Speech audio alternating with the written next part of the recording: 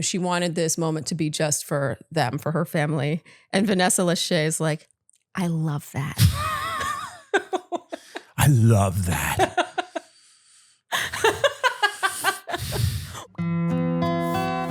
Dear Shandy. Welcome back to a brand new Dear Shandy Love is Blind recap, listeners. Hello, Andy. Hello. How are you today? I'm good. Yeah. Good. You know, I'm sad the season's over. Oh my It was God. a real mess. It was fun to watch, and I want more. I could watch Love is Blind all year round. I mean, Love is Blind is a good show. It's a good show. Even when We it's enjoy bad, it. it's good. Yes, agreed. Even when you don't like anyone on the show, it's good. No, everything is good. Yeah. And before we get going, Andy, we're going to implore our Shandies, in case you are not already subscribed, maybe you haven't liked this video, maybe you haven't left us a review, but you have enjoyed our content this season, it would mean so much to us. It would. We're saying it at the top because we always say it at the end. No one pays attention. But we grow because you do these things and it would mean the world to us. Okay. Well, let's get going, Andy, recapping the reunion. Yeah. Okay. So we open with a performance by Miles Smith. Yeah. It felt like he was singing the most Love is Blind song ever in history. He was made to sing Love is Blind. He was really good, though. He sings that as the cast struggles to descend stone steps into this. You know, honestly, stone steps sometimes are uneven.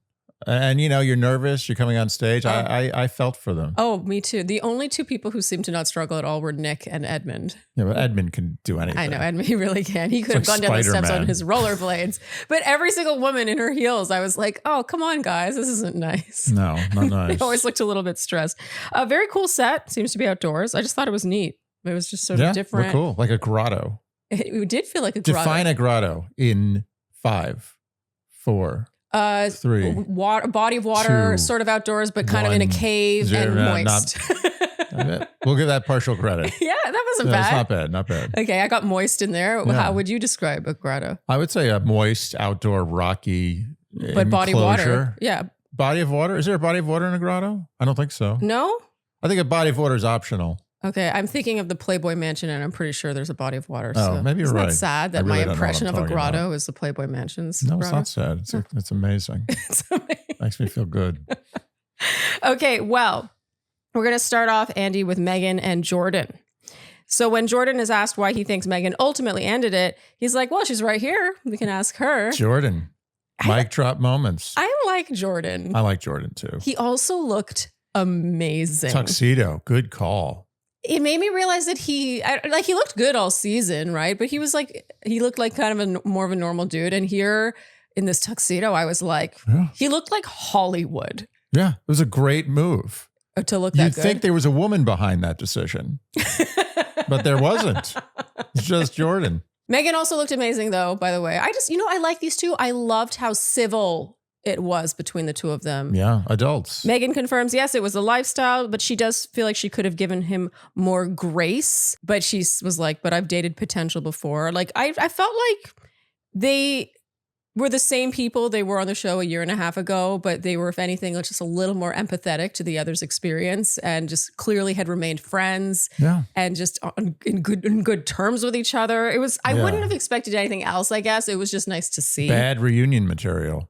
That's why they went first. Yep. Okay, so he's asked about having said that he regretted introducing her to Luca, and he too, takes the high road here. He was like, oh, it really wasn't about her specifically. It was more like me signing up for the show, and Luca, is at an age where he needs more permanence. So very classy reply. And then when she's asked about the mom comment, how she questioned if she could see herself becoming a mom, she reveals that she is now a mom, which is That was fast. A fast I told you so on herself. Yeah. I'm going to prove you wrong.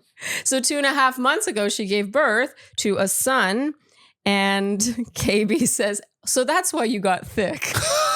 Could you imagine? Imagine if a guy said that. Oh my God. Only KB could get away with that. Yeah, she does. It was really funny. Yeah. It turns out the dad is in the audience. His name is Paul. And Andy, you said he looks rich. He looks like a thin version of the Monopoly Man. Oh, without a mustache. Yeah, he's like a modern take on the Monopoly Man. I feel like he's got dough. What about him looked like he had dough? I just could spot money. The guy has money. I have to say, Andy does have a sixth sense for spotting money. What are you saying? I know, it's just, I guess you've been around a lot of people. New York. You're from the city. You see different circles, and I'm telling you, that guy has money. I'd be damned if that guy has a net worth under $5 million. Okay. And did his baldness have any? Baldness was key. Yes. Clean, a nice, clean, an elegant baldness. He was a very good bald guy. Yeah. Like he could play a villain in a superhero movie. Oh my God, he would blow the Lex Luthor in this recent Superman movie out of the Let's water. not talk about the recent Superman movie. Oh, yeah, this doesn't deserve which airtime. we only watched because it was on TV. Yeah, don't talk about that. But no, the man has money. Yes. And good for him. He worked hard for it. I bet it's self-made. I smell self-made. Okay. Yeah. So the question is, would he be as rich if he had hair? No. So in terms of timeline, Megan says that she and Jordan broke up in April and she met Paul in July. And she now has more empathy for Jordan and his experience as a single dad. And Jordan did know about this. Mm-hmm. So she had told him. And they talk now about Megan's impressive secretiveness. I've got to say, Megan, you can tell she's not trying to be an influencer. I feel like she vanished from the interwebs. She wants to be a civilian. Like I DM'd her asking her to come on. It's never even been read. Not even read. Not even read. Not even read. Megan, come on. Megan, how dare please. you? After all the nice things we said. Yeah, we said lots of nice things. Not many people are saying nice things. About Megan? Well, on our poll, no one seems People don't like Megan? Yeah, I didn't get the feeling people were down with Megan. I feel like to not be down with Megan is more like you really liked Jordan and you're siding with Jordan as opposed to not liking Megan outright. Yeah, and you don't believe in a world where like both people can have their reasons and be right in their own way. Maybe. I don't know. I feel like Megan was pretty good all season. Yeah. I mean, I think it's her right to want a certain lifestyle if she can afford that lifestyle. I don't know why anyone would come at her, to be honest. Oh, I think some people felt that her money wasn't self-made. I don't know all the details. All I'm saying is the internet is not overall happy with Megan. Oh. That was my impression. Well, maybe she's right to stay off the internet then. Yeah. She says no phones were even allowed at her baby shower. And the one person from the cast who knew was Kacie. And she kept the secret. I feel like that was Casey's one redeeming moment. Yeah. Was before she even came on stage. It's like she knows how to keep a secret. This is so funny. Megan, when talking about the secretiveness, says that she wanted this moment to be just for them, for her family. And Vanessa Lachey is like, I love that. I love that. What is it about Vanessa Lachey that I find so hilarious? She says the right things with the wrong expressions. Yes. Meanwhile, Nick Lachey, not to compare them because I hate it when people compare married couples. Okay, so I want to get that out of the way. It's just Nick Lachey, I think, has like the right like emotion on his face with what he's saying or asking. Nick Lachey has Jesse Palmer level skills at this job. He was born for this. But Vanessa, it's true. Like sometimes I'm like, yeah, I agree with what you're saying, but why are you making that face? It's very amusing. Maybe that's, you know what? Now we're talking about it. Yes. Maybe she went to like an acting class where like, don't make the face you're supposed to make the opposite face. And then they'll remember it. Oh, wow. Jordan reveals Megan went on a few dates with Mike after the show, but he's not bothered by it. I mean, we're not bothered by it. I don't see why. I mean, obviously you would do that. Yeah, why not? If you put yourself in the shoes of anyone who is in a love triangle and you didn't end up with the person you chose, you would 100% go on at least one date with the other person. What other scenario in life can you do that with? Yeah. Usually you don't get a second chance like that. And you're in the same city. Yeah, go for it. Yeah, and you were debating, like you were really on the fence. And how good does it feel to go out with that person and be like, I don't like them? Oh, the best closure ever. They talk about the diabetes thing now. Jordan describes the difference. So this is Mike had said, there's a kid here. There's a guy here with a kid who has diabetes. And he sort of suggested it was a diet thing. And it sounds like they really cleared that up. Mike apologized. He made a donation. Yeah. Jordan is really gracious about it. Turns out he's just dating casually. I feel like Jordan's DMs are blowing up right now. Big time. I mean. Dating casually. I think he's doing just fine. Okay, so Andy, we're going to insert a new segment into our reunion episodes now, where we go better, worse, or the same, meaning we're going to say whether or not each person in this scenario came off looking better, worse, or the same. Oh, okay. When all is said and done. Okay. Okay, so let's start with Megan. We'll go 1, 2, 3, and then say what we think. Okay. Okay. 1, 2, 3. Better. The same. Oh. So for me, it's the same because I really liked Megan all season. Yeah. But I liked her too, but I think she just reinforced is really what I'm saying. It's like equal to better. I was debating between the same and better, but I think that, she really seemed, I guess this is what happens with motherhood. She seemed like a little softer, like a little more mellow and a little less like fraught. Yes. Do you know what I mean? Yes. It was a good look on her, but yeah, I never didn't like Megan. So, okay. How about Jordan? Better, worse, or the same? 1, 2, 3. Same. Yeah. Okay. Meaning very good. Yeah. Excellent. Okay. And how about, do you want to do some of these like outer people like Mike? Sure. Okay. Wait, Mike? Yeah. Well, he wasn't there. He wasn't there. But so how are we going to say he looked better or worse? Why would we do that? Well, he made a donation to the Okay. I'm canceling this segment. Okay, we'll move on now to Kacie, Patrick, and Kait arriving. Right. Okay, so Patrick, when talking about Kacie, says watching it all back was very hurtful. He says it was cool, but not cool. Kacie says she was trying to protect him. I guess from herself. I'm trying to figure that out. Protect him from not being protected. I love how someone in the audience like heckles her when she says this. Oh yeah. And she's like, hey, like she actually addresses the person.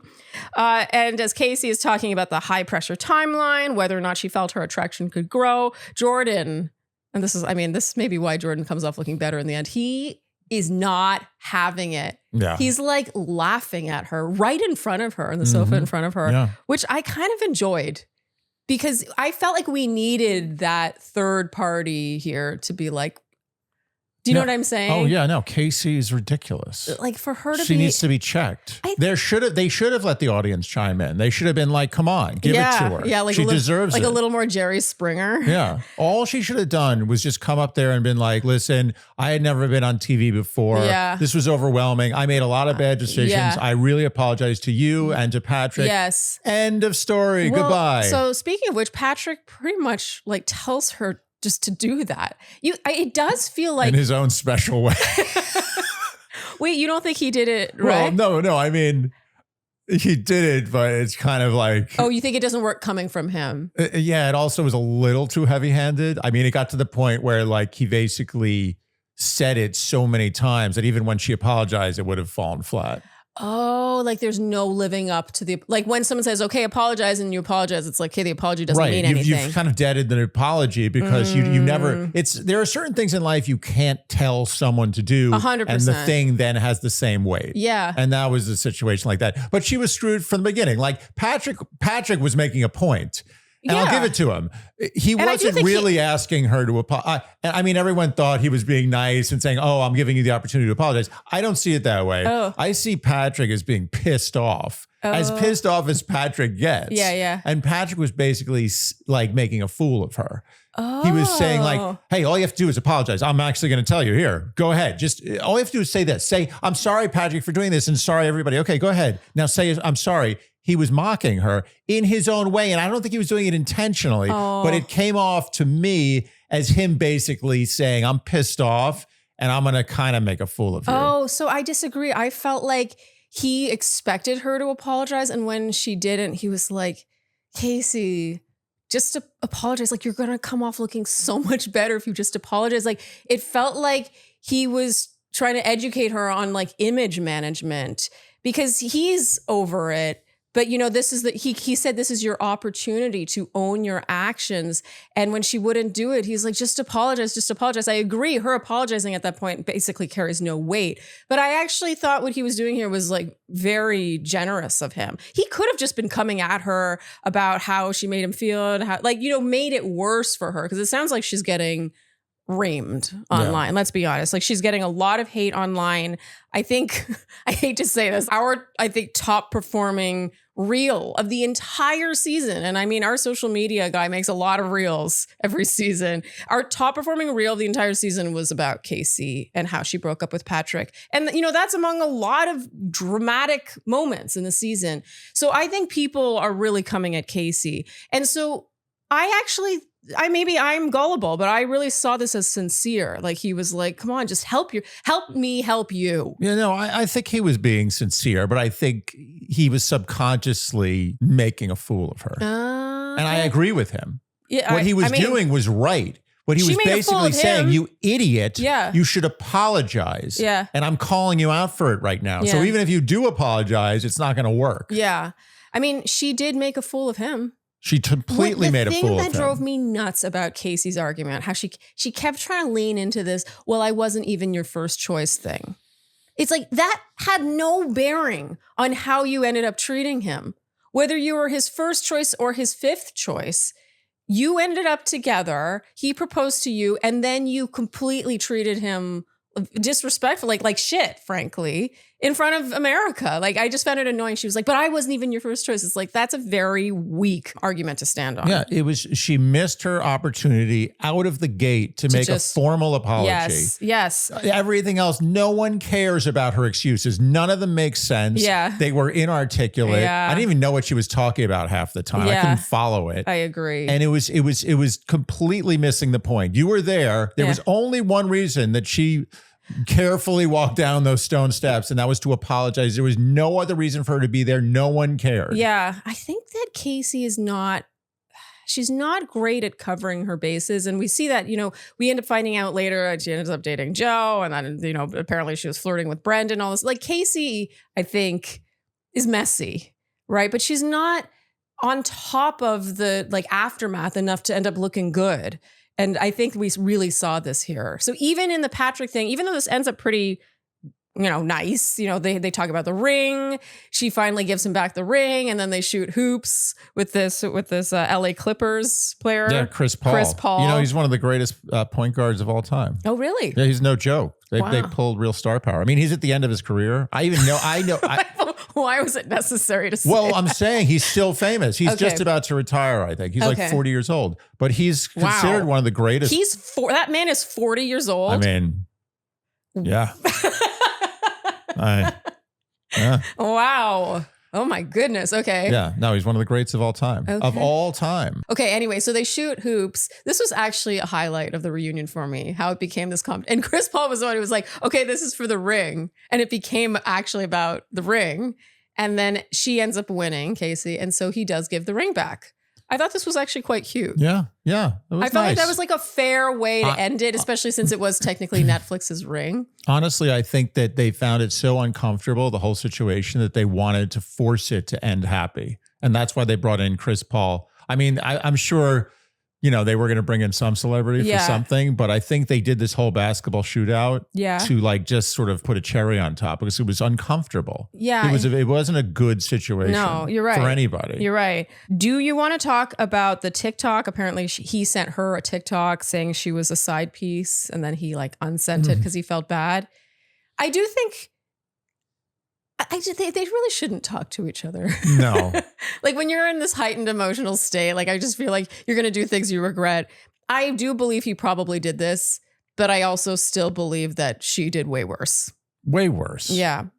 And he has the right to do a couple of bad things. Okay. Better, worse, or the same for Kacie and Patrick? Let's do Patrick first. 1, 2, 3. Same. I agree. I think he would have come off looking better for me if he hadn't sent the TikTok thing. And, we're taking her word for it. And I don't put it past Kacie to bend the truth. But he did sort of admit to it and then say he regretted it. So I also think he looked really great too. So, I liked him before though. So he's the same for me. Okay. How about Kacie? So Sharleen. Andy? Halloween is around the corner. It sure is. And you know what we have to be careful of on Halloween? Zombies? Drunk people. But also zombies. Yes. And zombies are what is in your skin, eating away at your cells, destroying your beautiful face minute by minute. We are talking about One Skin today, which is a skincare line we both use and that I love. I continue to repurchase One Skin. And so let's talk about those zombie cells, Andy. So that's the nickname for senescent cells, and those contribute to fine lines, wrinkles, to sagging in your skin. And what makes them zombies is that they affect the healthy cells around them. So if you could combat those zombie cells, then you could quite literally reverse your skin's biological age. That's science in a bottle right here. And I like my cosmetics scientific. 100%. I don't need to smell good. No. I mean, it's true. Most skincare lines out there put most of their R&D into branding, into fragrance, into the packaging that it comes in. I mean, not to say that OneSkin's packaging isn't cute, but you can tell that what they focused on is the science. So born from over 10 years of longevity research. OneSkin's OS1 peptide is proven to target the cells that cause visible signs of aging. So your scalp and hair stay healthy now and as you age. Oh yeah, I forgot that they have a hairline too. Go to oneskin.co/hair and use code Shandy to get 15% off your first order. After you purchase, they'll ask how you heard about them. Support Dear Shandy and tell them we sent you. So Sharleen, my week was a little more delicious than last week. You know why? Because HelloFresh came To the door in a nice little box, in little bags that I put in the fridge. And then I get excited because I know that I'm not going to have to worry. There's going to be no extra money wasted. There's going to be no hustling around, wondering what I'm going to eat. No food waste. No food waste. I hate that. There's just going to be a delicious meal that I get to make easily by myself and eat and stick in my mouth. Okay, and I'm also part of this. And stick in your mouth. Also, you get points for cooking. Because I'm going to be honest, Andy, you know, out of the two of us, I'm more likely to cook something that from just stuff in the house. But when Andy cooks, he needs some guidance. He needs the ingredients to be already there. He needs to have a recipe in front of him. And it's just so nice that we have that to help you pull your weight in the kitchen. I need brownie points. Yeah, I'm saying you get points. I need a lot of brownie points. Yeah, you get brownie points. And maybe the only place I get brownie points. Well, you deserve them when you cook for I me. clean stuff sometimes. Okay. And it's super affordable, I gotta say, especially in a time where groceries have never been more expensive. HelloFresh is the biggest dog in this game. They buy massive amounts of ingredients, which means they benefit from scale. You should jump on that bandwagon. Yes. Well, you do. You should jump on that bandwagon. Yeah, benefit. Take advantage. You're getting these grocery prices at way cheaper prices. You go to the grocery store now, you spend $100 on eggs. Remember when eggs were supposed to be cheaper? Yes. Yeah, what happened to that? And HelloFresh has doubled their menu, so you have 100 different options every single week. So the best way to cook just got better. Go to HelloFresh.com/Shandy10FM to get 10 free meals plus 1 free breakfast for life. 1 per box with active subscription. Free meals applied as discount on first box. New subscribers only, varies by plan. That's HelloFresh.com/Shandy10FM for 10 free meals plus free breakfast for life. Okay, how about Kacie? 1, 2, 3, worse. Same. Yeah, that is how bad she looked in the season, isn't it? She looked terrible. Oh, so to me, she came off looking even worse. Even worse. Yeah. And the reason why, I think when it comes to just Patrick, sure. Yeah, she looked the same. But let's move on now to Joe, Kacie and Joe. Because this is where I think it starts to get so muddy. Like, what is going on? Madison accuses Kacie of, like, I guess having her hands on his chest, and like he claimed that she had googly eyes for him. You know, and I feel like Kacie is like, I think she's flirty. Yeah. I think she knows she's pretty and she's like, she gets away with stuff, and I think she's messy. And so with all that other intel, that's why she looks worse to me. At least keep it to your one relationship. Yeah. Okay, so about the Joe Kacie thing, we have to point out. So first they're asking Kacie, you know, have you dated anyone else? Anyone from the pod squad? Is it someone here? Who is it? You know, they have to keep sort of pulling it out of her. And she's like, well, it's someone on the sofa in front of me. And the 3 people on the sofa in front of her are Jordan, Joe, and Edmond. And Vanessa goes, Edmond, you dirty dog. Why would she say that? This was so cringy. Oh my, why would you say this? I think she regretted that as soon as she said that. I feel bad for her. Yeah, because she was insinuating that it's impossible that it could have been Edmond. It was just like, Edmond's like, wait, what? He was a good sport about it, but it was definitely a cringy throwaway comment. Okay, so it turns out Kacie and Joe dated for a month and a half, and here's where Madison says that their connection affected her engagement. I am definitely not team Kacie or Joe in this situation, but I do think that if it does end up affecting your engagement, that you dodged a bullet.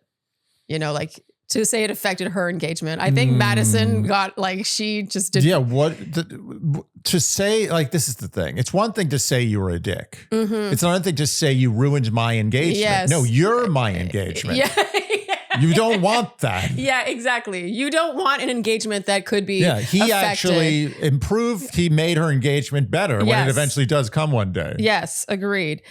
So the night of the tux fitting, they all went out, and Kacie, this is the part where she's, she had her hands on his chest, and later on, Joe would tell Madison that Kacie had, quote, googly eyes for him, and then he ended it with Madison the very next day. And I mean, that sounds pretty incriminating, I've got to say. Madison says Kacie then came up to her later after they had ended things. After Kacie and Joe, God, it's so messy. After Kacie and Joe had ended things, Kacie came up to Madison and said that they were Eskimo sisters. That's so inappropriate. I didn't even want that coming out of my mouth just now, but I'm quoting a quote on the show. They have very different versions of this conversation where Kacie's like, that's not how the conversation went down. You were really nice to my face, blah, blah, blah. And Madison's sort of like, I mean, I'd love to hear context to say that, like, just randomly out of the blue, like, as an opener is a weird thing to say. Yeah. I would imagine it happened in the context of conversation. So maybe it was a little softened. Yeah. I don't think she just walked up to her and be like, hey, Madison, we're Eskimo sisters. I see your point about context. Like, for Kacie to go, it's not that I'm Team Kacie. I'm really not. But for her to go up to Madison and have this exchange suggests that Madison might have egged her on in some way. No, I'm not accusing Madison of anything. I'm just saying that it's so strange for her to just roll up to Madison and say that without there being some tacit encouragement. Yeah, I think context is everything, but I'm still Team Madison. Oh, of course. I think she has a right to be upset, and I think for someone to come up to, when Madison was like, there's no comparison, like ours was an engagement, they went through a lot more together than just casually dating. Although, Andy, you did liken their whole relationship to a extended one night stand. Is it funny that Joe is just like, it's hilarious to me that this is all about Joe. Honestly, what's going on in Denver where Joe is smashing this much tail? I don't know. I think it's partly Denver, from what I can gather. I mean, dating in Denver looks awful. But also, is it not dating today? Like, men have an advantage that they didn't used to have because of online dating. I don't know. But I agree. It's not that I don't think Joe's like a good Joe's fine. I have no issue with Joe. Funny. It just feels a little weird that there's like a rectangle romance around Joe. Here's the thing is, I think Joe's funny. Yeah, he's funny. He's a good-looking guy. That can, funny goes a long way. Yeah. It really does. I'm just saying that, like, I would think that in Denver, maybe there's something more enticing. I don't know, maybe. Maybe we should have Joe on sometime. And Joe, come on and tell us why all these women want you. Yes. I feel like he wouldn't know how to answer that either. Like, I don't know. Okay, so this is where things get even muddier. After the breakup between Joe and Madison, and then I think Joe and Kacie, or was this before Kacie? I don't know. But they had a conversation. He ended up walking Madison to the car, and he cried, and they ended up making out. No. And I just think it's funny how he was just like, what I like about Joe is he's very unlike Kacie in that he's not like, that's not what happened. Oh yeah, he just rolls with it. Yeah, he's just like, I just, It is very endearing, actually. Yeah, I like Joe. I do think Joe is chronically honest, even if it makes him look bad. And I do think, as much as he denied it, I do think that it was the straw that broke the camel's back. The Kacie so thing? to speak. Yeah. I think him having that interaction with Kacie probably did plant a seed that was like, well, this is definitely not happening. Oh, but you think so? Oh, I think he was always just not in it with Madison. I think he was 97% done, but Kacie made him 100%. Oh, so you think it was like more of a reality check? Like, I think he might have gone to the altar just because contractually, or there was money or incentive to be on TV. But meeting Kacie was like, I'm done. I'm done with this. I'm moving on. I'm going to go date Kacie. I'm going to date other women. Or I'm just interested. The fact that he could be interested in someone else, it sort of like snaps you back to reality. Yeah, I think it was just that little extra push that he needed to completely end it before the altar. No, it's true. Okay, so Madison now talks about Joe's comments about her body on the show. They were unacceptable. She's gotten messages from people about her body because of it.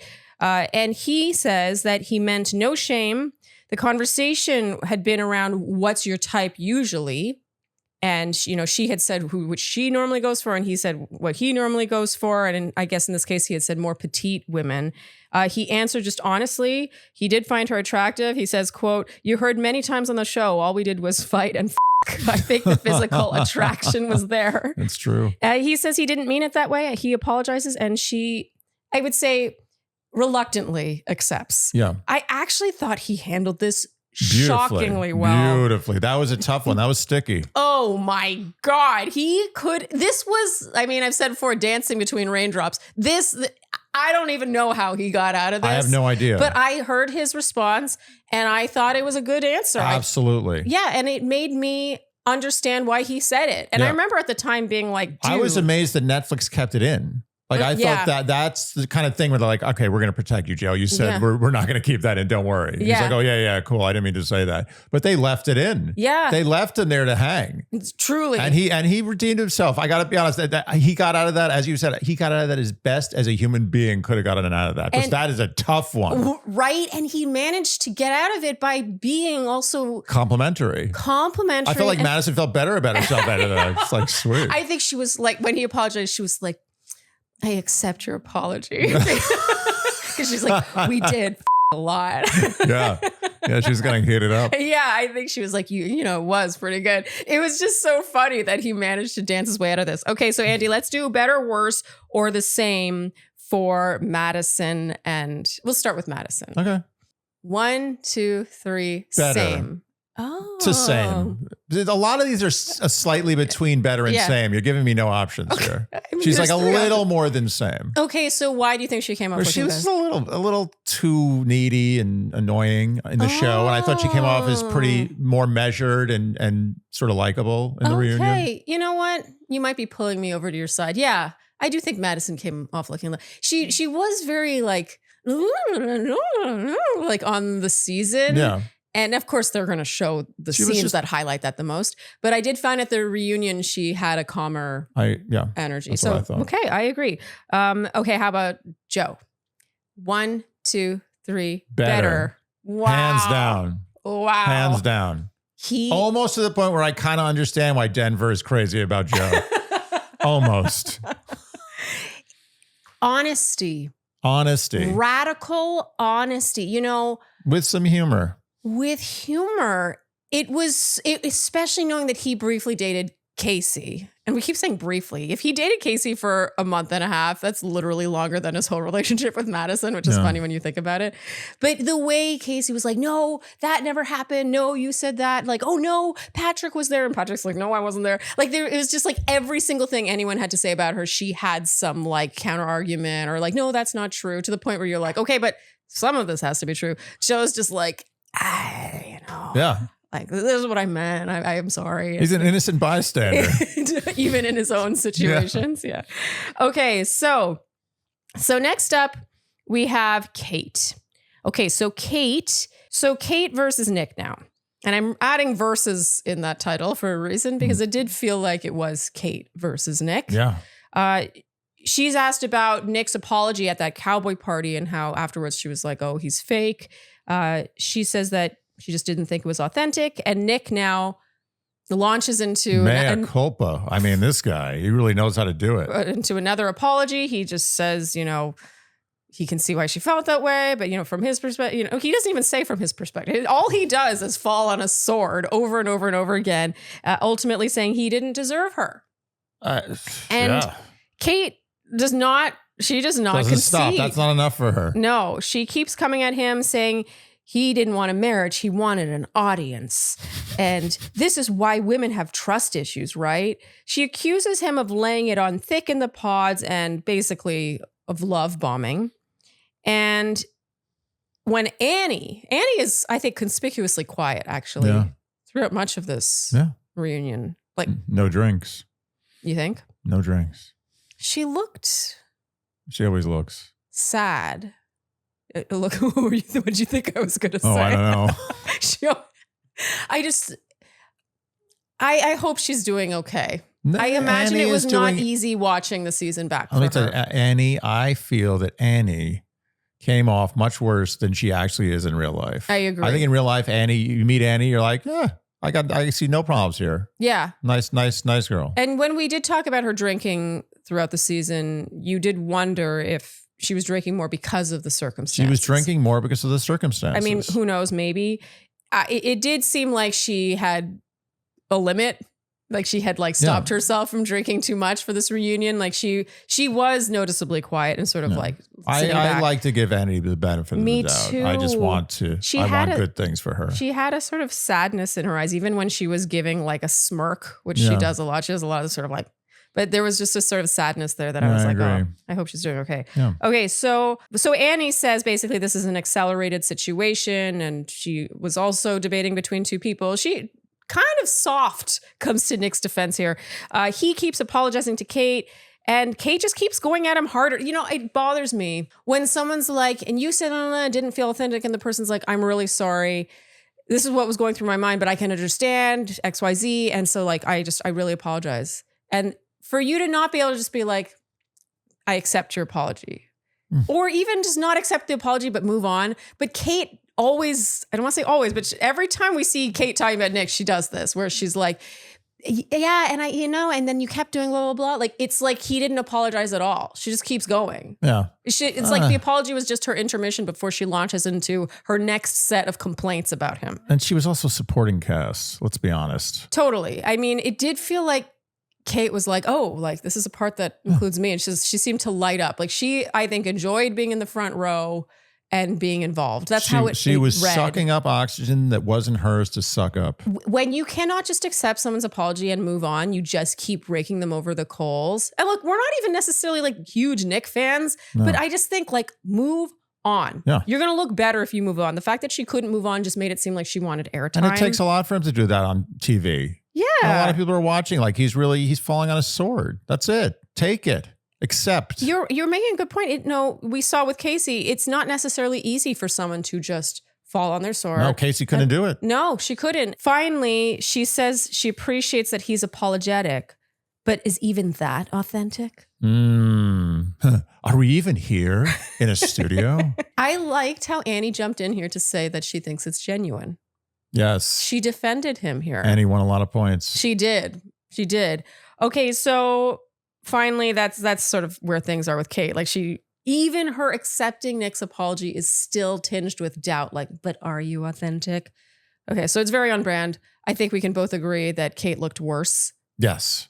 Like significantly. Yes. I wanted her to stop talking. Yes. I wanted to see less of her. Yes. She was annoying me. Yes, I agree. She went from being someone who I was just like, oh yeah, Kait. Yeah. Sure. She came in second. Not her fault. Did her best. Yeah. Now I don't like her. I would say in terms of like the biggest leap in either direction, because most people, were slightly better, slightly worse, or the same. The biggest leap in either direction was Kait. Yeah, but that's so funny because she was trying to do the opposite. 100%. And in trying, she broke it. Yeah, she did. She went too far. Okay, so that brings us over to Annie and Nick now. When asked what she thinks happened or why she was like trying to hold on to this relationship, she said that she was trying to force it. Watching it back, it was so clear to her. She couldn't do it alone. You need two people to do it. I feel like, this is a sort of subtle, not so subtle way of saying that Nick just wasn't in it and she just was. But she doesn't really double down, honestly, on anything. She doesn't come at him. It's hard to come at someone who's just so apologetic and just owns their mistakes so much. So it kind of... I feel like this was over before it began, like any drama before. It's kind of like in a video game or something where you have like a force field. Like once you apologize that vociferously, you now have a force field. And if you come and try to hit that, you're going to get hurt. Totally. And who knows, maybe it is manipulative on Nick's part. Maybe it is a strategy. But, it does kind of work. You could say that. But then when push comes to shove and you're put in that moment, some people can't apologize. No, it's like jumping into cold water. It's easy to say when you're sitting on your couch. Yeah. But when you see that water 10 feet below. Or when you get in, you're like, get me out of here. It's cold, 45 degrees outside. The water's maybe 40 degrees. Yeah. Yeah, on your couch, it seems like, I can do that. No problem. Totally. It's like watching so many things on TV where you're like, oh, it's a big deal. I can skydive. No, apologizing on TV that heavy is not easy. Agreed. When asked if she should have chosen Brendan, because I guess a lot of people felt Annie should have chosen Brendan, which to me is insane. Insane. Who could think that? Yeah, it's like you should have chosen the fire, the pan, no good. I mean, yeah. Why would Brendan have been better for her? No, that's just. I think it might have been worse. He gave nothing. Nothing. It's hard to know. You know, it would have been so fun to see this alternate reality season of them. It's sort of like when you read a book that's choose your own adventure. Like I totally read both options before choosing one. I would have been neat to see. I mean, everyone does. You're not the only really? one. Yeah, no one doesn't do that. Oh, I'm not special. Maybe like 5% of people. Oh, okay. Wow. I thought I was so every unique. single time. I wouldn't even read the beginning. I would just read the end, then read the beginning. Okay, I want to know from Shandy's, if you have ever read a choose your own adventure book, did you read both options before selecting your option? Okay, so now Nick comments on Joe's comments about him. So this was at the cowboy party. Joe said some not so nice things about Nick. Can we just talk? I mean, Nick, he shines. He shines. Yeah. He said the first thing he did was text Joe to say, dude, we're good. Mm-hmm. And he owns up to alienating himself from some of the group more than maybe he should have. There's no bad blood. And Joe's like, yeah, I shouldn't have said it. I mean, I was honestly blown away by Nick here. He made himself invincible. Yes. He apologized to such a degree that you couldn't touch him. He was protected. It would have been so hard to watch that scene, to watch someone who you thought was your friend say what Joe was saying about him. I would have been pissed. And for him to be like, dude, we're good. We're good. Wow. That's the high road. That's too high. Too high a road. That is, I mean, he is enlightened. Can I say that? It's like, sometimes, rarely, in these types of reunions or like a spin-off season where a character comes back. Yeah. Sometimes they're so redeemed that I feel bad about some not nice things I said about them. Me too. And I feel bad about the not nice things I said about Nick. Yes, the force field. I also cannot penetrate that force field. I agree. Like in that first batch in our recaps, I mean, we're not Nick fans, to be honest. I mean, who was? No, really? he didn't look great. But here's the thing. He would admit to not looking great more than anyone could accuse him of it. And he'll tell you that. And then what do you say? Well, you look even worse than you're saying. That's what Kait would do. Yeah. Okay, so now Kait reveals that she briefly dated Brendan. This was so messy. And then they all went to Kacie's apartment one night, and Brendan was all over Kacie. Kacie denies, tries to use Patrick as a witness. She was like, Patrick was there. Why would I do that? Patrick's like, no. I wasn't, no, not involved. He was too drunk. He said he was hammered. He wasn't noticing anything. I think that was actually a different scene. Was that the pool party? Yeah. I got confused between the two parties. I think for this party, Patrick was like not even in town, and then the other one was a pool. I don't even know, but Kacie is involved in a lot of. She is messy. Kacie is messy. And I'm sorry, not everyone can be wrong. No. Andy, you did think she was telling the truth, though. I wrote here, Andy thinks she's telling the truth. You thought Kait was wrongfully accusing Kacie of like getting between her and Brendan. Of all the things I'm gonna give grace for this. I actually think that Brendan wasn't all over her. Or she wasn't reciprocating. That sounds a little suspicious. Okay, to me. there wasn't enough. Yeah. Okay, not enough detail. Yeah. Okay, out of all the things, I'm gonna give it to her. Okay, I'll throw her a bone. One free pass in her dungeon. She earned it. I'll throw her a chicken bone. She bought 10, got one free. Yeah, exactly. That's like the middle square in bingo. She got it. Rula. Da na na na na na. Mental health. You can find mental health providers on their website easily. You're right, Andy. Rula is a platform that connects you with therapists. And I'll tell you something. The friction there is between someone who's never done therapy before and getting a therapist is enormous. And you would know. But I will tell you that Rula is probably the easiest way to find a therapist I have ever experienced. 100%. And what makes Rula extra special is they partner with 100 plus insurance plans. So the average copay on Rula, no joke, is $15. This is such a no-brainer. If you're paying for health insurance already, like, why would you not tap into this? Don't let costs get in the way of you getting the therapy you need. Yes. It happens all too often. Yeah. And I also love that you can see their faces. I just scroll. I like a face. It's like shopping. Yeah. I like, that's a friendly face. That's a face that's going to help me. Yes. You describe what you're looking for, what you're trying to get out of therapy, and they provide a curated list of licensed in-network therapists that you get to shop through. Don't be a foola. Use Rula. It's cooler. So thousands of people are already using Rula to get affordable, high-quality therapy that's actually covered by insurance. Visit Rula.com/Shandy to get started. After you sign up, they'll ask how you heard about them, support Dear Shandy, and tell them we sent you. That's RULA.com/Shandy. You deserve mental health care that works with you, not against your budget. Sharleen, did you know that the fastest rocket ship we have would take 25,000 years to reach the nearest star? Ooh. But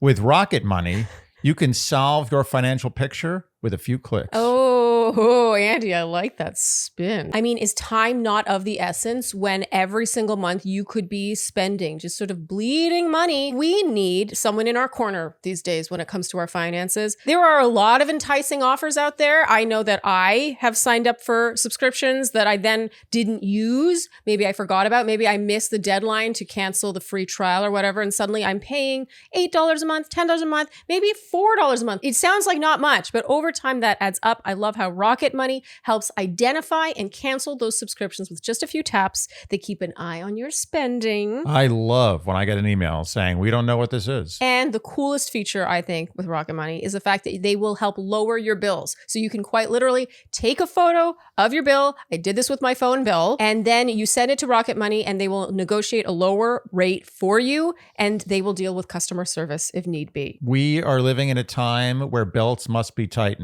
And no better way to move one extra notch on your belt than Rocket Money. That's right. Rocket Money is like the extra hole puncher for your belt. I totally have one of those, by the way. Punch them and then fill. So Rocket Money has saved users over $2.5 billion. Including over a whopping $880 million in canceled subscriptions alone. Their 10 million members save up to $740 a year when using all the app's premium features. So cancel your unwanted subscriptions and reach your financial goals faster with Rocket Money. Go to rocketmoney.com/Shandy today. Rocketmoney.com/Shandy. Rocketmoney.com/Shandy. Okay, so let's do better, worse, or the same for Annie and Nick now. So Annie, 1, 2, 3, better. Agreed, just by keeping her mouth shut. You know what? Often the best policy for these reunions. So true. And let's do Nick. 1, 2, 3, better. Way better. Yeah, way better. And he didn't keep his mouth shut. That shows how advanced he is. Yes, he is. Like I said, Nick is crafty. He is. I don't know if he's good or bad, but he is crafty. I mean, Andy, you said that he should be a spy. He should be. Yeah, and he should go seduce people. And I mean, maybe you're right. People. Yeah, no, I 100% stand by that. Okay, so Ali and I mean,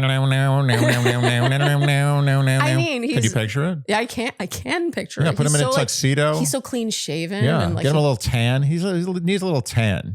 No, get him a little color. No, he lives in the mountains. He's a mountain man. A pale tuxedo James Bond mountain guy. No, I don't think James Bond should be too tan. James Bond should be tan. Why? Because he doesn't wear sunscreen? No, he's just tan. He's always out. He's out and about in fancy locations. Spends a lot of time. It is a misconception that tan equals like healthy. Tan is tan skin is damaged skin. James Bond is tan. Period. Okay, so now Ali and Anton. So Anton, when asked about the conversation between Ali and his friend's girlfriend, her name was Melissa, I believe. So that was the conversation in the bathroom of the restaurant where they had this double date. He says it was shady. He'd only met Melissa twice before. I also love he doesn't use her name. You notice that? He's like, oh, the girlfriend. Yeah. Like it's Ali who's like, her name was Melissa. Do you remember that? Yeah. He thinks Melissa just wanted her 15 minutes.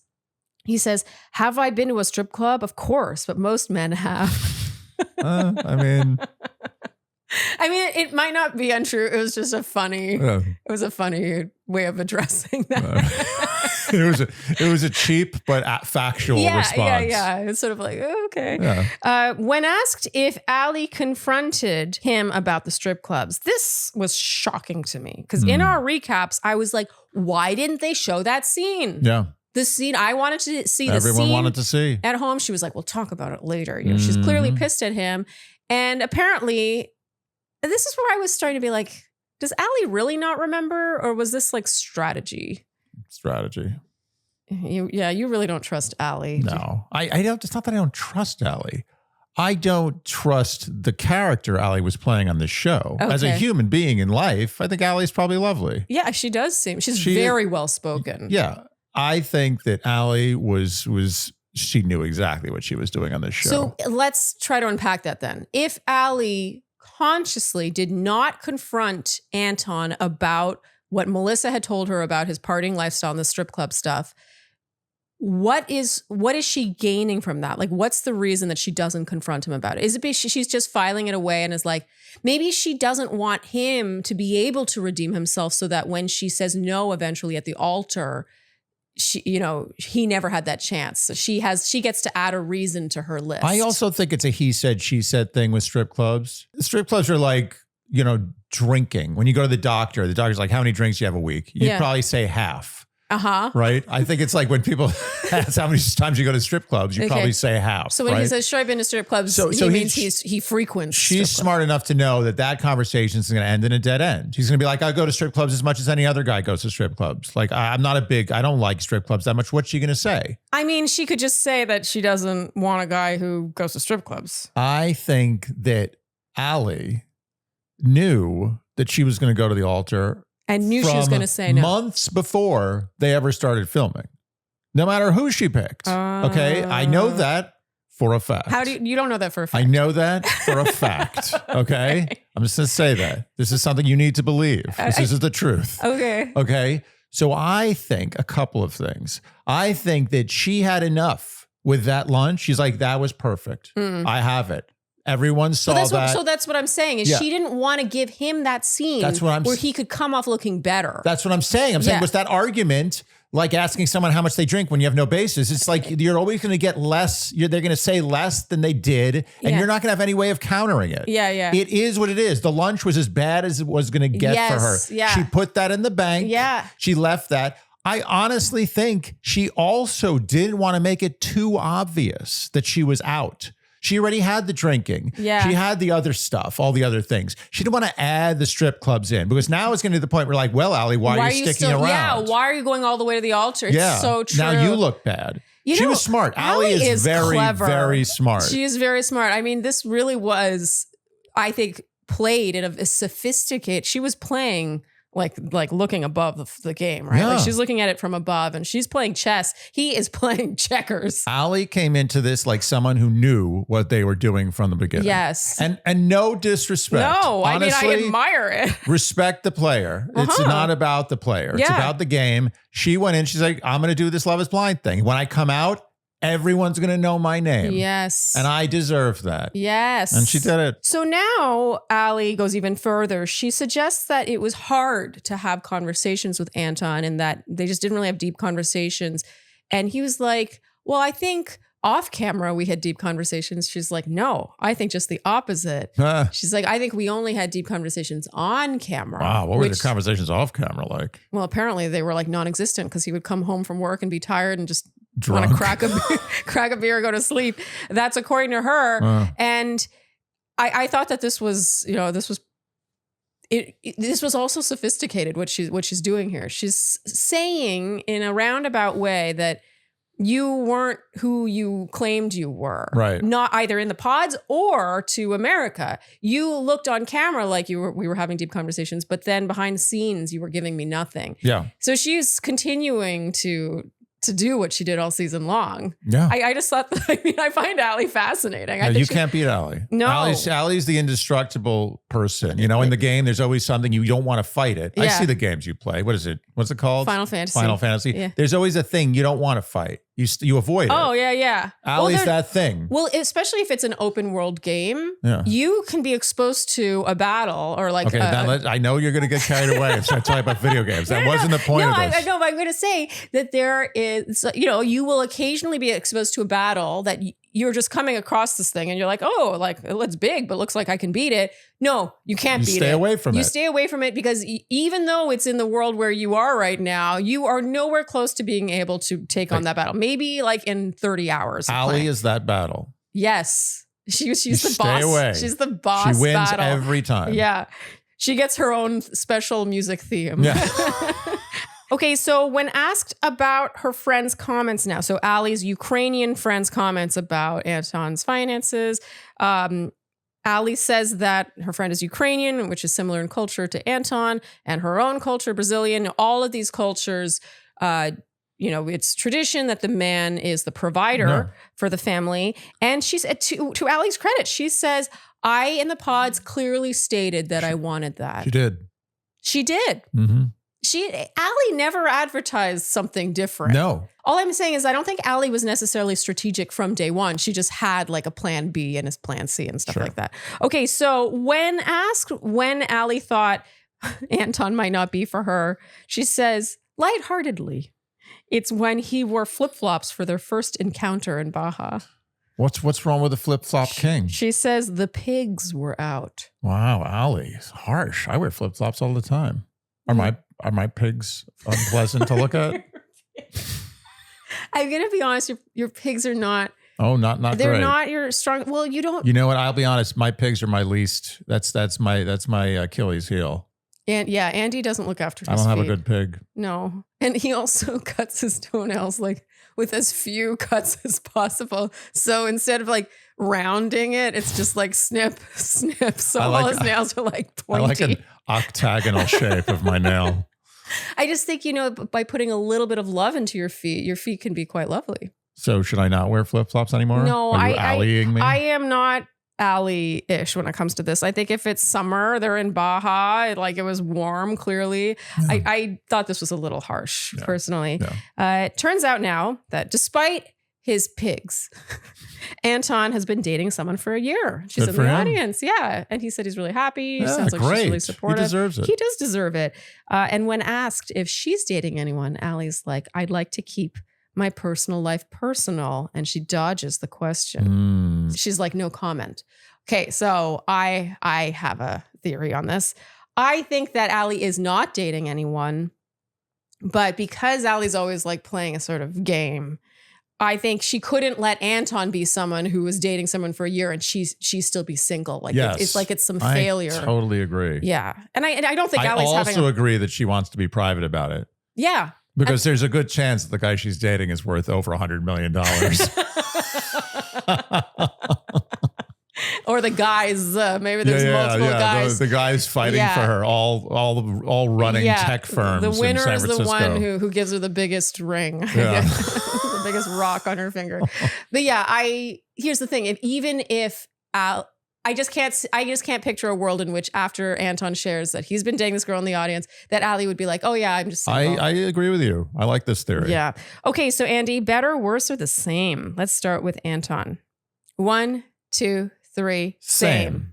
I think Anton came off a little more sympathetic, but he is still cold. And he at the risk of... He's Russian. He's Russian. Yeah. Like even though it might make him look better to show more and be more hurt and anything here, he just wouldn't. No. So he's like, I am cool. I am fine. And you're like, okay, I see you. Oh. And how about Allie? 1, 2, 3, same. Yeah. Exactly the same. Okay, finally, Andy, KB and Edmond.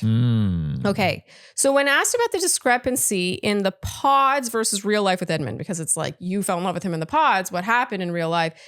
I think KB makes a really good point, which is that we forget from the comfort of our sofas, speaking of being on our sofas, that we could all see Edmond's body language and she couldn't. Mm-hmm. And it's sort of hard to detach. Like if I go like this and I think of him speaking, like I feel like I can still see him moving. But if you had never seen him, I don't know.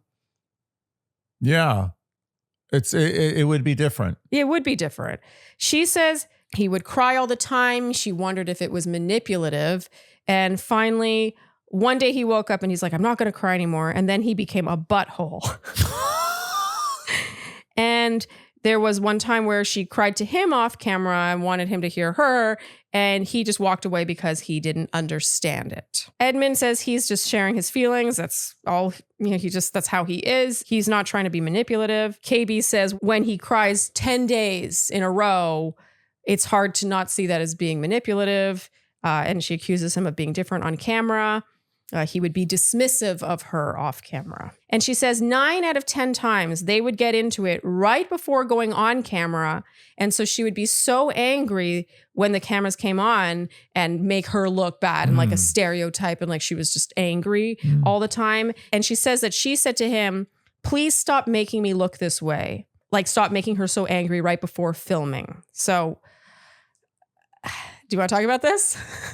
I just don't know. I don't know if I have enough information to make an assessment here. Overall, between these two, it felt like KB, she's just so better spoken than Edmond that it was kind of like watching an unfair. It's a real unfair advantage. Yeah. And she had, her notes, which I commend her, if I actually appreciate that. She was like, I get nervous. And so she had her notes, she's so ready. And he's just kind of like, I'm just letting my feelings out. Like I think that he went into this thinking it was going to be a lot more like, I loved what we shared and you were great. More positive. Yeah. Yes. And so let's talk about the anger because I agree with her that she did come off like angry. And I also can picture myself being so annoyed, like when someone gets at me like right before filming and then I bring that anger. You have to take the high road, right? Yes. That said, I think when she says, stop making me look like this, I think that for someone who is all about accountability, she's like, oh, he's not accountable for his actions. For her to say that he was making her look angry on screen is her not being accountable for her emotions. Well, not admitting that possibly it takes two to tango. And it wasn't just him being a pill. It was something that was happening between them. Yes. And I think anger, these emotions, to act like someone else just brings it out in you is not it's not taking accountability for how you react to things. Yeah. And she's working on it. I love this about her. She's like, I'm working on my patience. I'm working on this. And she definitely, after cooling down, is able to be like, oh, I wish I had spoken to you with more love and all this stuff. But really the Zen state, that higher self state we're all trying to reach is having mastery of our emotions. Yeah. Because they are our emotions, right? Like he's not making her angry. She's allowing him to make her angry. True. So I think that the accountability thing has to go both ways. And her saying like, please stop making me look angry, like an angry person. That's not taking full accountability either. I mean, KB could have left whenever she wanted. Yes. That's what I'm always coming back to that. Yeah. She can say what she wants. We saw that this was a sham relationship. I mean, it was a disaster. These two, it was like the worst pairing in the history of the universe. And, other people left. Joe left. Yeah. Nick left. Yeah. But you're making a good point because like Ali and Anton, we think Ali had strategy. So what was it that Ali kept was KB there in this? Fully. This was a game for Ali. And I respect that. Yeah. I don't care. I don't care what people say. But let her play. Yeah. But KB could have left anytime she wanted to. Yes. She saw what she was dealing with. She saw the writing on the wall. So if she was constantly getting angry at him before filming over and over and over again, maybe she should have said, you know what? I don't think this is good. Yeah. And if I go to the altar, I'm going to look bad. And that's not nice to this guy who's obviously been through a lot of trauma. Yeah. I have a soft spot for KB because I do too. I love how much KB works on herself. Yeah. And how vulnerable she is about that. Like when KB is like softens after she's in that heated state, how she's like, and like she really is observing herself. Yes. She is striving to be a better person. And I'm not 100% sure I can say that about Edmond. I agree. And Edmond has a lot of work to do. And not to say Edmond hasn't become a better person. Like he was dealt an awful hand. Awful hand. But I do think that to really improve as a person, you need to really look inward. And I do feel KB But does I don't know if Edmond has the tools to look inward right now. He needs to first get the tools, then get through the process of looking inward. KB has the tools. Yeah. When KB's good, she's very, very good. Yes. When she's bad, she's not good. Yeah. And I think that KB was better than what she was in this show. I think KB in real life actually is lovely. I agree. I think in this show, it brought out the worst in her. And she has to take some ownership for that happening because she allowed it to bring out the worst in her. Yes. And she did say watching it back was icky. Yeah. She used the word icky. She did. Yeah. She fessed up to it a little bit. Yeah. But I just think that this was never a fair fight. No. This was not something she should have been involved in, and she went on too long with it. And for that reason, the longer she went on, the more fights and the more angry she was going to get. Yeah. Just like anybody in that situation would have. Plus, the more you invest in something, the more invested you are in it, which means the more like annoying it becomes when it's not what you want it to be. Yes. Okay, so Edmond, oh my God, this is where it really became clear that he was just like, he was in over his head. To compare it to like boxing matches that you've watched, it's like the ref needed to come in and stop the fight. Like Edmond showed up to the match. He hadn't worked out. Yeah. He'd been eating chips on the sofa. Like, I just feel like he really... He didn't train. He didn't train for this fight. Yeah. He said... It was like Buster Douglas, Mike Tyson. You ever see... Do you remember Buster Douglas, Mike Tyson? No, but you have referenced it many times. Sorry, not Buster Douglas, Mike Tyson. Buster Douglas Holyfield. So Buster Douglas beats Mike Tyson. Shocks the world. All right. He came in. Let me tell you something. That Buster Douglas, that was not a fluke. Oh, okay. That Buster Douglas was possibly the best heavyweight boxer I've ever seen live. And I did watch that fight live, technically, on the TV, that I've ever seen in my life. He was Muhammad Ali that night. Wow. And he made so much money. He got so famous. He came in for the next fight was against Holyfield, who was in amazing shape. Like comic book shape. All right. And he came in, he hadn't trained, he gained like 50 pounds. He had a look on his face. He's like, oh God, I got to do this now. He's been dreading it for months. And I'm telling you, the first real punch Holyfield threw, Buster was on his back, done. And he could have gotten up. He was 100% clear-headed. You could see. Yeah. And he just was like, nope, I'm good. And that was it. That was the last of Buster Douglas. You know, he blew up to 400 pounds. Wow. Almost died. From weight? From weight, yeah. Wow. He went so hardcore. Is he still alive? I'm not 100% sure, but I think he is. Okay. I think he is. Okay. But fascinating story. And his mother died like the week before that Tyson fight. And he went in dedicated to his mother. He said, I did it for my mother. And it was just an incredible story. Just incredible. Insane. There's so much more to that than just Mike Tyson having his first loss. Yeah. The Buster Douglas story is fascinating. I recommend anyone just look at the. And back to Love is Blind.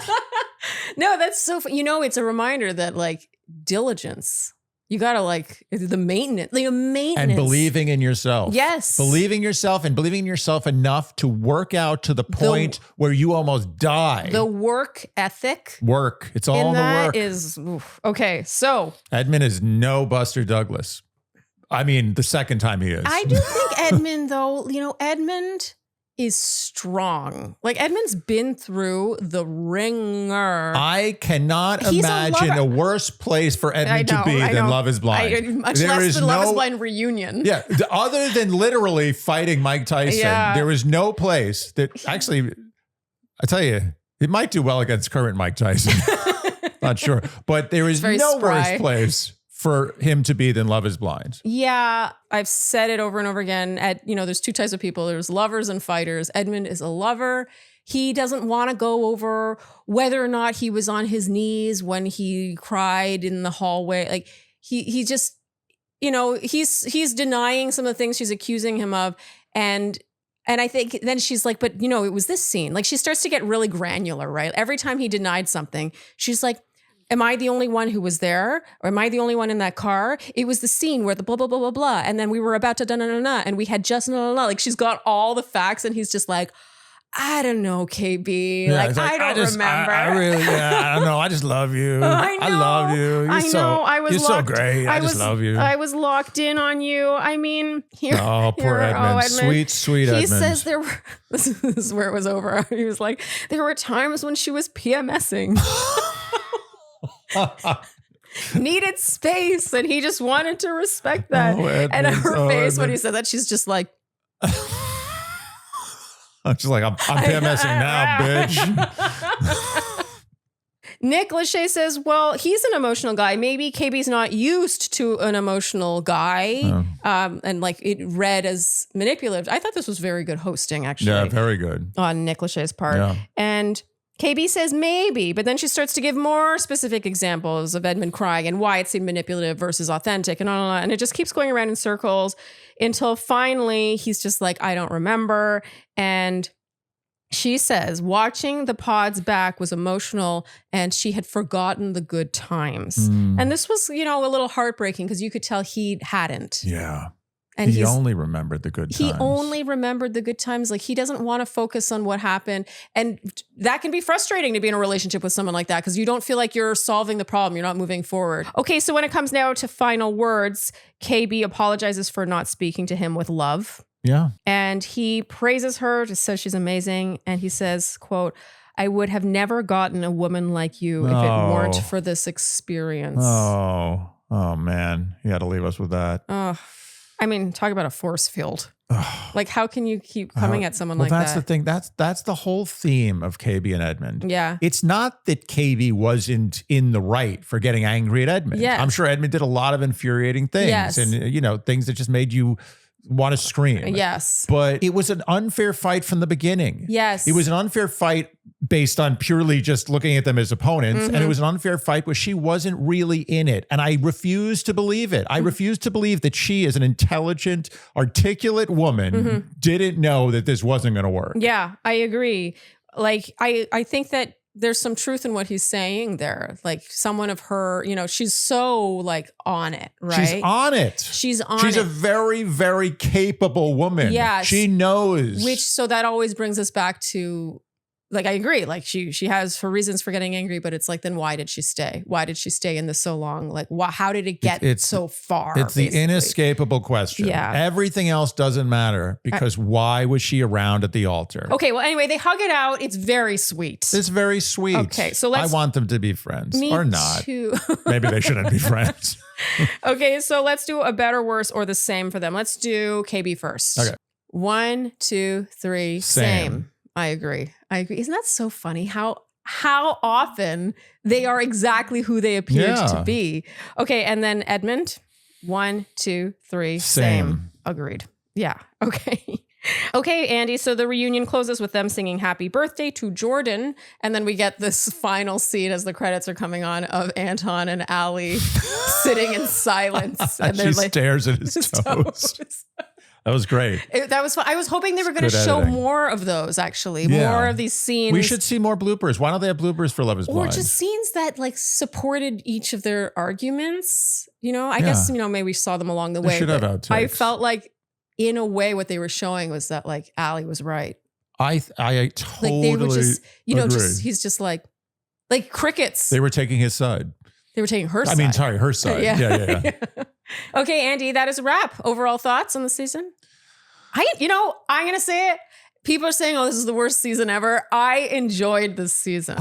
That's what I'm saying. The Love is Blind format. The people who created Love is Blind were geniuses because the format of the show makes it good no matter whether it's good or bad. Yeah. It's always good. Yeah. And I will watch bad Love is Blind. I will watch good Love is Blind. I will watch mediocre Love is Blind. Yeah. I'm always going to like it. Yeah. And happy Halloween. Happy Halloween. What do you say? Happy Halloween. No, you say Happy Halloween. Yeah, just like that. Can you name let's go Halloween song for Halloween song. Ready? It's the mash, the monster mash. Damn, it's the that was only the good one.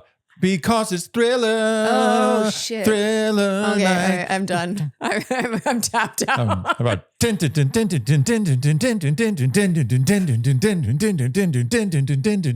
something like that. What is that? The theme to Halloween, the movie. So before we wrap, Andy, we want to ask our Shandies, and the ones who have stuck around this long are true Shandies, which means that they're the ones we're asking. We see you. But basically, there is a gap coming up. Like, we have a big gap. I don't think Ultimatum is coming in 2025, to be honest. And we want to recap something else. And so we're wondering, would you rather we recap like a new show that we've never recapped before, like Secret Lives of Mormon Wives, which I never thought in a million years we would do, but here we are. I mean, because the new Bachelorette is Frankie Taylor. Yeah, that's right. Paul. Ooh. Paul, right?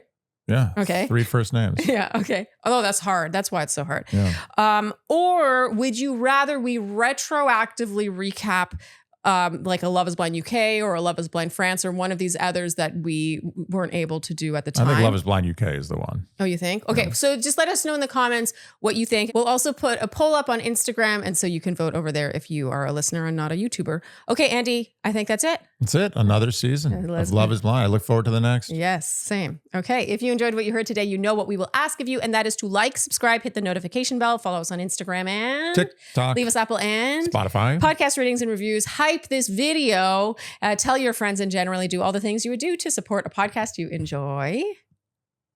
Leave reviews. Yes, leave reviews. That's big. Please.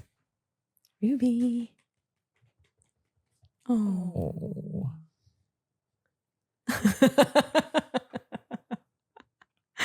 We can't believe this. Honestly, every day we look at her, we're like, how does this exist? She needs a haircut so bad. So bad. Okay, Ruby, come to mommy. Okay, go to mommy.